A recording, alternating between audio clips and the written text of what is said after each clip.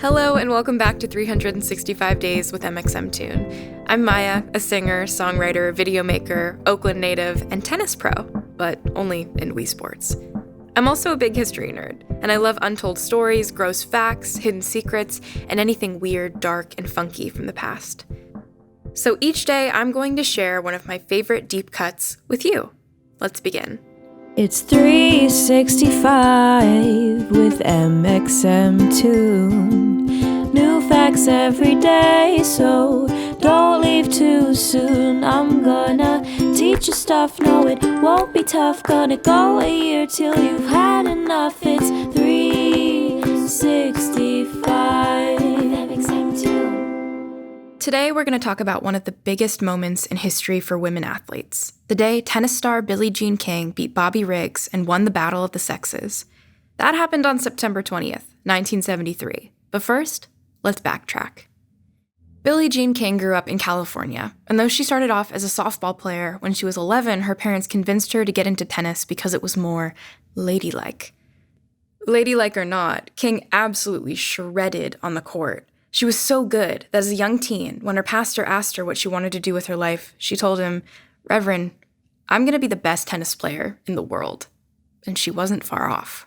She turned pro in 1959 and made her Grand Slam debut at 15 years old. And though she got knocked out in the first round, she kept climbing in the ranks and other tournaments and championships.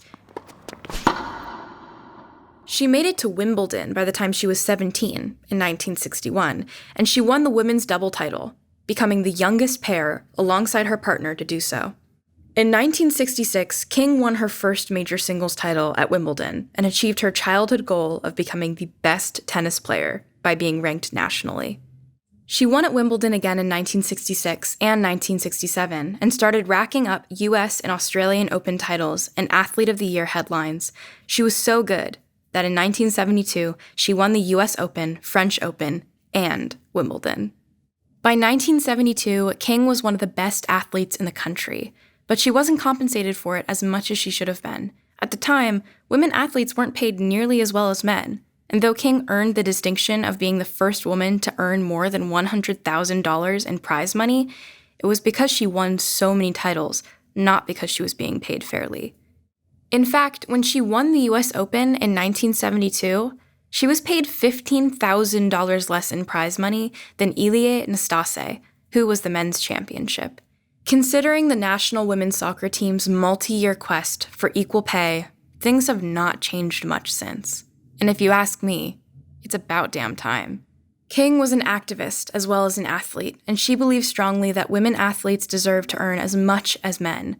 She routinely criticized the industry for failing to compensate women athletes fairly, and after she took home less money than Nastase in 1972, she publicly announced that she would not participate in the US Open in 1973 if there was no gender pay equality.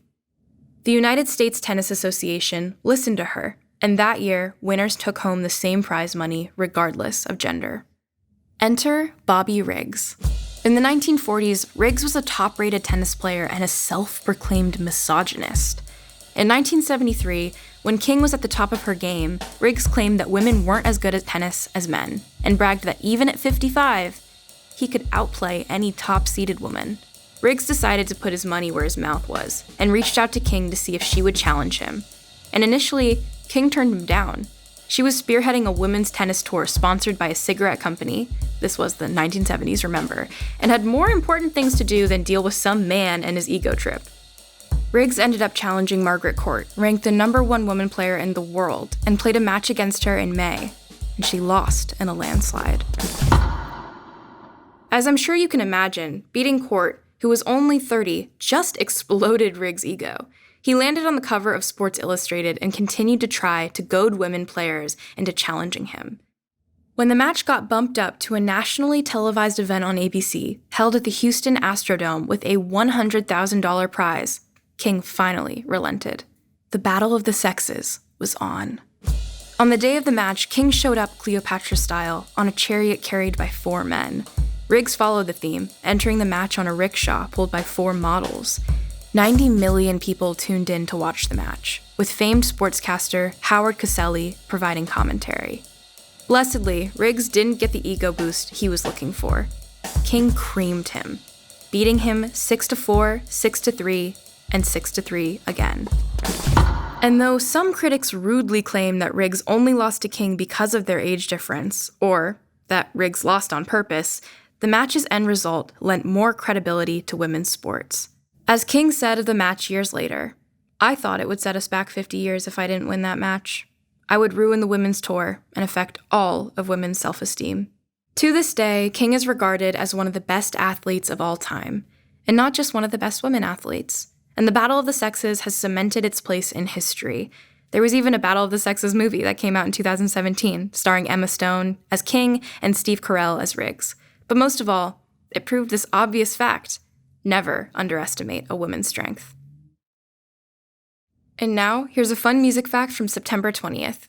On this date in 1969, John Lennon, Ringo Starr, and Paul McCartney had a meeting at the Apple headquarters in London. Lennon broke up with his band. "I want a divorce," he told them. "The group's over."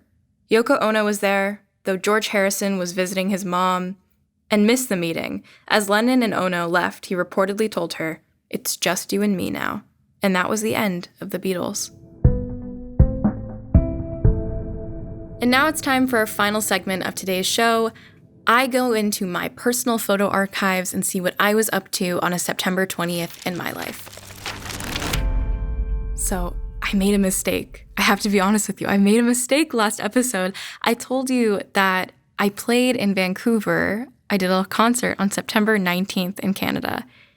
That was a lie. It was actually September 20th, so I messed up on my dates. But it was a really interesting venue, so I figured today I'll tell you a little bit about that. On September 20th, 2019, I played at a venue called the Rio Theater, and it's in Vancouver, and it's exactly what it sounds like. It's a movie theater, and I have never played a show in a movie theater before. That was the first time, and it is a very interesting experience to walk in, play your show, and then have to wrap everything up because they have a showing right after the end is over. So I would say the most notable thing that happened on a September 20th in my life is that I played a concert inside of a movie theater. And I don't know how often somebody gets to say that they do that. So it's pretty cool. And that wraps up this episode of 365 Days with mxmtoon. Thank you all again for taking the time to listen and dive into history with me, and I'll talk to you tomorrow. It's 365 with mxmtoon. New facts every day, so don't leave too soon. I'm gonna teach you stuff, no it won't be tough. Gonna go a year till you've had enough. It's 365 mxmtoon. Thanks for listening to today's episode of 365 Days with mxmtoon. Make sure to subscribe wherever you listen to podcasts and follow along with us on social media at 365 Days mxmtoon on all platforms.